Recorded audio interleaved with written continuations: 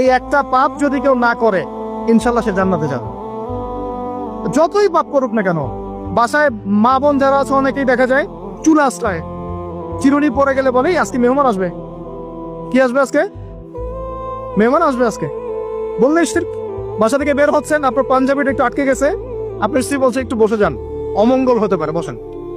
বাস মুশরিক, শিরক হয়ে গেল। মুসলিম সমাজে রঞ্জ রঞ্জ শিরক। এখন রাস্তাঘাটে উঠতে বসতে পেপার পত্রিকা খুললেই শিরক। পেপার খুলবেন রাশিফল, সিংহ রাশি কন্যা রাশি, দিনটা কেমন যাবে বিশ্বাস করলে মুশরিক হয়ে যাবে।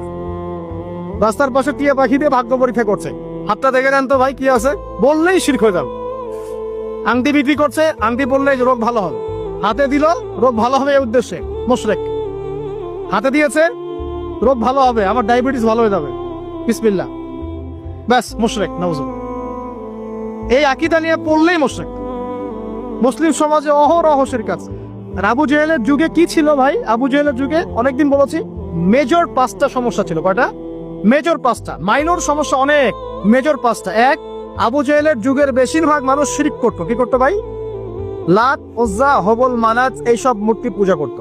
এখন হয়তো মুসলিম সমাজে এটা নাই ঠিকই, কিন্তু মুসলিমরা এখন কবর মাজার পূজা শুরু করেছে, করে নাই? মুসলিমরাও এখন নেক্সট সুরতে ধোকা খাচ্ছে। শিরক তো আমাদের সমাজে চলছে। শিরক কি হয় কেন আমি লেকচার দিয়েছি, দেখবেন মুসলিম সমাজে কত শিরক চলছে। আবু জেহেলের যুগে শিরক ছিল, এগুলো বলতে থাকলে এটা নিয়ে আলোচনা করতে হবে। আলোচনার টপিক আমার আজকে অন্য। আবু জেহেলের যুগে কি ছিল ভাই? শিরক ছিল। সমাজে রমঝে রমঝে শিরক ছিল। এখনকার সমাজেও শিরক আছে। তারা লা ইলাহা ইল্লাল্লাহ না পড়ে শিরক করতো, আমরা পড়েও শিরক করি।